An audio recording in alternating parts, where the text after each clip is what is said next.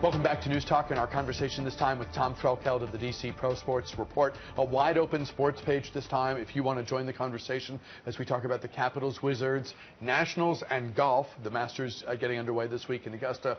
We would love to have your thoughts, your questions, your predictions, if any, about any of this. Phone lines open at 703-387-1020 for those of you watching live in the 11 a.m. hour. That's when we can take your calls, and we love doing so. So do join the conversation at the number we've posted to the bottom of the screen. Nationals 1-0 after winning in Atlanta. Undefeated. Extra innings, right. some drama, a good way to begin the season. I'm struck by the contrast with a year ago. Last year, the Nationals were widely believed to be not only the cream of the crop in the NL East, but in the National League itself.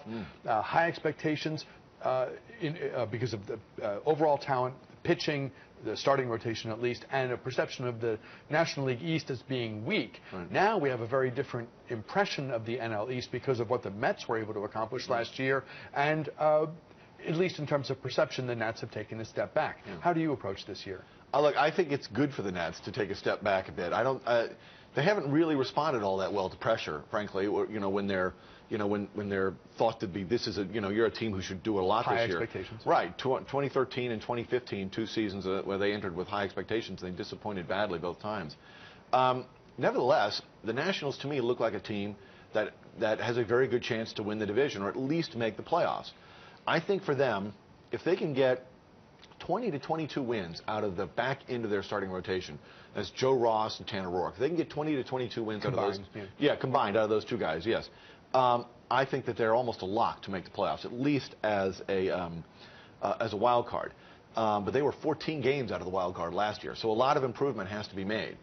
Well, some improvements have been made, at least it looks like, and we saw some of it paying dividends already. They brought in 2 players, Ben Revere, center fielder, who got hurt early in the games, Nationals' first injury. Hopefully he'll be back tonight against the Braves.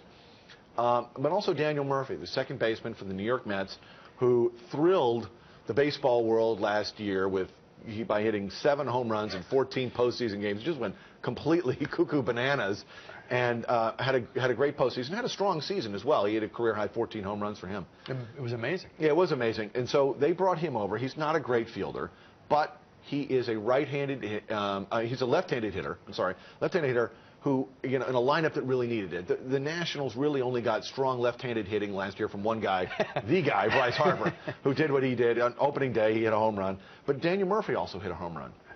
And that's very helpful.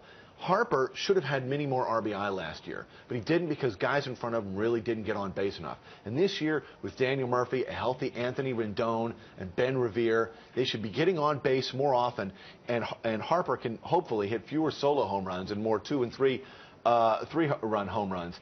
Revere, they should also make contact a lot more. Daniel Murphy was the least likely player to be struck out last season, and the year before that, Ben Revere was the least likely player to be struck out. So they should make more contact. These players are more disciplined at the plate. The kind of discipline we saw from Bryce Harper last year, that you see that from Daniel Murphy and also from Ben Revere.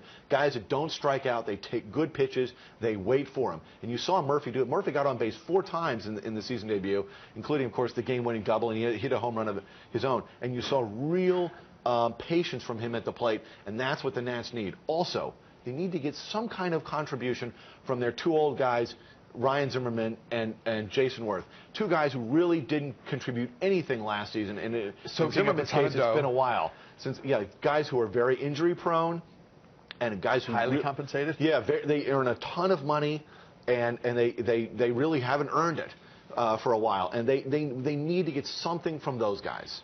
Quickly, because I do want to talk about golf. Dusty Baker has been around baseball a long time. He's had a lot of success. What will you be looking for in terms of what he, we know his style generally, but what will you be looking at, what will you be watching for in terms of the way he handles this team now? A looser clubhouse. I think that, Baker is known for being kind of a backslapping guy. Obviously, he was a very good player himself for many years. I can barely remember him with the Los Angeles Dodgers back in the day when the Dodgers were very good. It'll be a looser clubhouse. I think he's more likely to take chances. I think you're more likely to let a guy like Ben Revere run, steal bases, which Revere can really do. So I think that'll be interesting. But another player on the coaching staff that shouldn't be overlooked is Mike Maddox, the new pitching coach. Mike Maddox turned the Texas Rangers pitching staff around like that, really improved them. And if there was a pitching staff that needed a new head last year, a new brain in their head at least, it was the Washington Nationals, who had, the starting pitching underperformed. The bullpen totally melted down. The bullpen has been completely revamped. 5 of the 7 players in the bullpen are over 30, so they're really going with sort of experience and sort of veteran presence there. They didn't trust the younger guys. And Jonathan Papelbon, who got did well in his first game, they need him to do it. No more choke jobs the way he had last season. We head down Magnolia Lane. Not enough time to do it all justice. Sure. But 2 quick observations. We have about 1:15 left. A lot of the sports marquee players are performing at a high level week after week. So that's fun, I think, for fans in this post-Tiger era. 30 years since Jack Nicklaus's amazing victory at age 46 at the 86 Masters. There was a documentary on TV last night. It sounds crazy to say, oh, I got emotional watching it, but I did. I mean, it was one of the great moments. For all of us over 40, it's a nice moment. in the story itself, but then you punctuated with Vern Lundquist's memorable call, and you end up with one of the great moments of all time. Right. Look, I mean, we could see something kind of like that with Phil Mickelson. I mean, Mickelson is playing pretty good golf, actually, but he's also known as a guy who can walk into a place and suddenly turn it on. And I mean, if anyone could walk into Augusta and just become unstoppable. And he's had a decent year, no wins, but strong that's right. play. Mickelson is playing well. So we could have something like that. Some other guys to watch, I think, Bubba Watson. Bubba Watson is obviously, he's won there twice. He's a terrific golfer. He's kind of made for the the very tough course they have there in the short grass.